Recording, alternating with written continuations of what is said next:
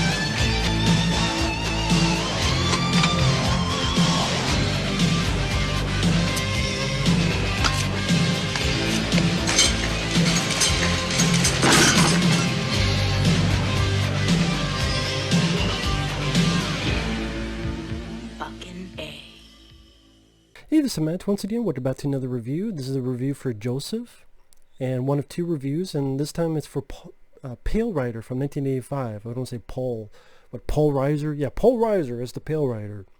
But this is a request, paid request. Thank you so much, via PayPal. If anyone's ever interested in requesting pretty much any type of video, you can request it either directly by PayPal, just send it through there, or join me on my Patreon. Both links are down below in the info box. But Pale Rider, it's directed by Clint Eastwood, starring Clint Eastwood, and I don't mind this film. I always thought, in a weird way, this was a lesser version of High Plains Drifter, because they're both films about this person who's mysterious and maybe supposed to get an inkling, or are they a ghost? Are they from the dead? Or are they not? Much more so in High Plains Drifter. And I don't know, High Plains Drifter I thought was much more mysterious, much more interesting, with the fact that he made the entire town paint the town red and change the name to Hell. Here, I thought it was it was decent, but kind of plain in a weird way. I mean, Clint Eastwood is good. He plays this mysterious preacher that comes in. There's this gold mining camp that are being messed around and fucked around by this landowner that wants to take over the place. And then they're offered a buyout. And the people there, including Michael Moriarty from The Stuff and other Larry Cohen films, is like, hey, we made peace with this place. We have our families here. We buried our dead here. We don't want to leave. So one day Michael Moriarty's getting the shit kicked out of him, and Clint Eastwood comes in and is like, shouldn't play with matches. Because they try to burn Moriarty up, and he beats the fuck out of these guys with this axe handle. Great piece of history. And Eastwood I do enjoy. It was also cool to see Michael Moriarty in there. The bad guys, you got Chris Penn, you got Richard Dysart and Charles Hallahan, which is fun. It's kind of like a reunion from John Carpenter's The Thing, because Richard Dysart was the guy that got his hands bitten off by... Actually, one killed the other. Charlie Hallahan had his stomach open, and then Richard Dysart got his hands bitten off by Charlie Hallahan. So it's kind of funny. The two who shared that scene in The Thing, now they're part of the bad guys in this. Also, Richard Teal has a few scenes. He's the guy who played Jaws, the James Bond henchman, in a couple of the James Bond films, including, Moonraker. I forget the other movie he was in.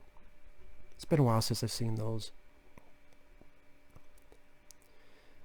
And they wondered who this guy is, and they realized he's a preacher.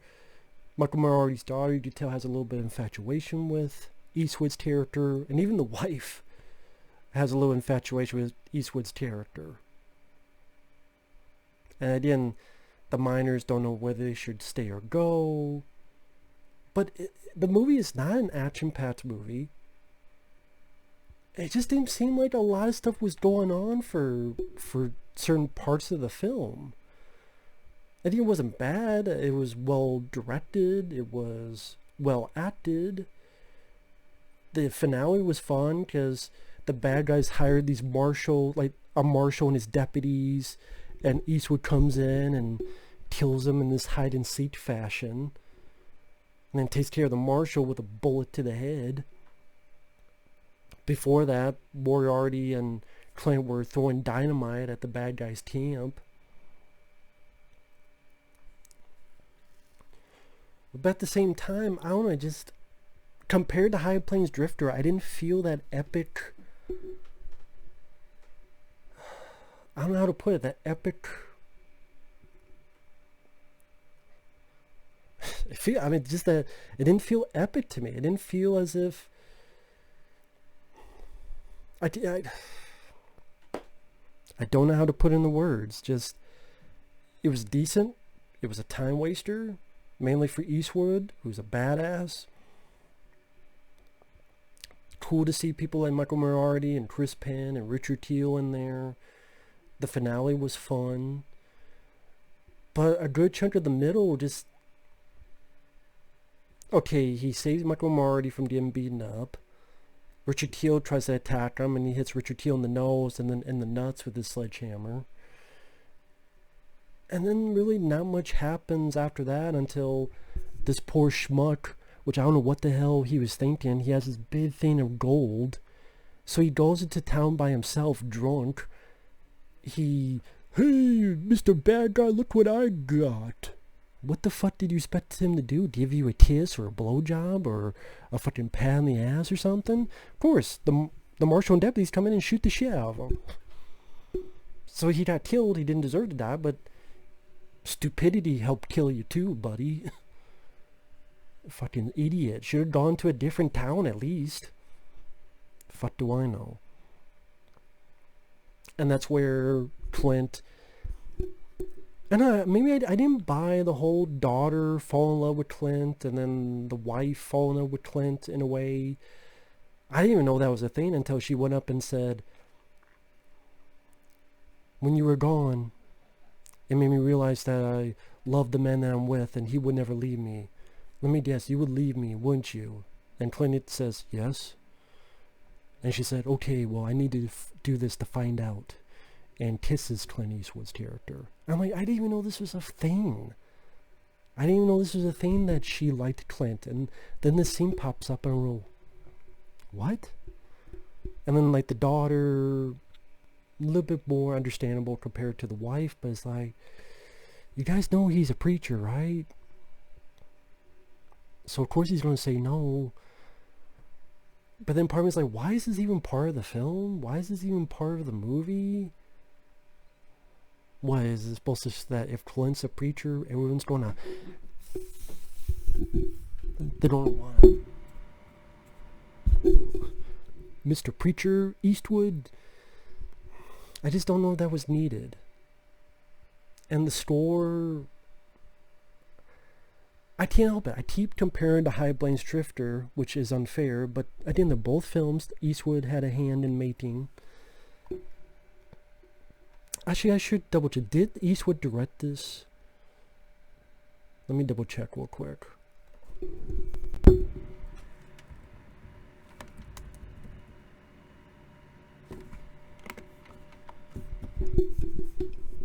Sorry, just checking real quick.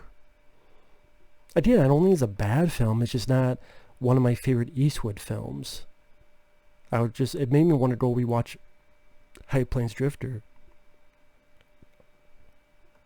Good poster. I like the poster. Tells a reference to the Four Horsemen of the Apocalypse as the rider of a pale horse's death. Yep, Clint Eastwood directed it. Was a big hit.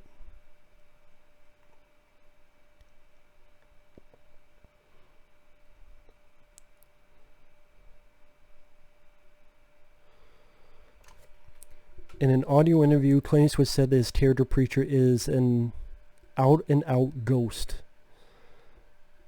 as opposed to what, an in-and-out ghost? So yeah, he's a ghost. Resolves the storyline. High Plains Drifter resolves the storyline by means of a series of unfolding flashback narratives, although still ambiguous. Pale Rider does not include any such obvious clues to the nature and past of the preacher, other than 6 bullet wound scars on his back. Okay. This seems like the movie that Dolph Lundgren tried to remake with his Missionary Man.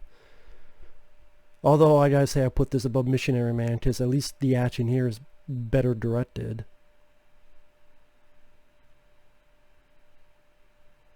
I don't know, maybe this movie's a bit more subdued than I thought it would be when I first saw it back in the day.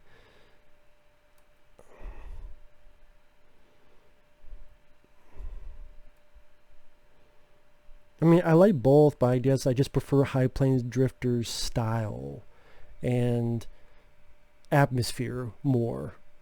I felt more of that supernatural, like, again, it always, in my head right now, I think of the town that he made.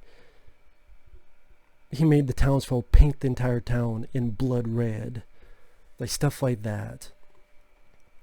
Nothing in this really stands out to me, if that makes sense. So yeah, overall I thought it was okay, but it's not bad. It's not Firefox, but there's other Eastwood films like the Man with No Name trilogy, the Dirty Harry films, The Rookie, and The Line of Fire that I would put above this. So it was an okay time waster. But I would say I like The Outlaw Josie Wales more than this. I enjoyed. I put Unforgiven above this. But yeah, not a bad movie. So with that, thanks for watching. We'll see you guys later.